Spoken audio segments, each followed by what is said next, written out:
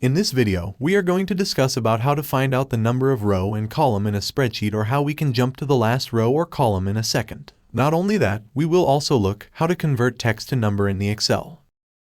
We can check the exact number row and columns in an Excel spreadsheet by clicking into the upper left-hand corner of the sheet. We hold the mouse button, and here, in this field above, we see the exact number of rows and columns. So, in Excel we can use up to 1,048,576 rows and 16,384 columns. To go to the last row, just press the Control key along with the down arrow key, and there we are gone. Here you will see the entire number of rows. To get back to up, press the Control key along with up arrow key and you'll find yourself in the first row again. In this way we can move across columns. If you want to go the last column, press the Control key along with right arrow key. Excel will set the cell cursor in the last column marked as XFD. Then to get back, press the Control key along with left arrow key. Here we going back to cell cursor in column A. A1 refers to the cell at the intersection of column and row 1. This cell address is a combination of a column letter and a row number that identifies a cell on a worksheet. Now we are discussed how to convert text to number in Excel on the two quickest ways. If you have been import data in Excel, sometimes number values don't get imported correctly and are recognized as text. Such inconsistencies within the sheet are marked with a little green triangle in the upper left corner of the cell. They can cause various problems in calculations. The first way to solve this situation and get number values recognized as they are supposed to be: click on the cell marked with the green corner and then click on the alert symbol that appears on the left. Excel shows a menu of options where you choose Convert to Number, and that's it. The value in the cell has been instantly recognized as number, but it can be applied to multiple cells all once. Select the whole column and start with the cell containing the error alert. Click on the symbol and choose Convert to Number. This will ensure that all the values in the column will be recognized as number.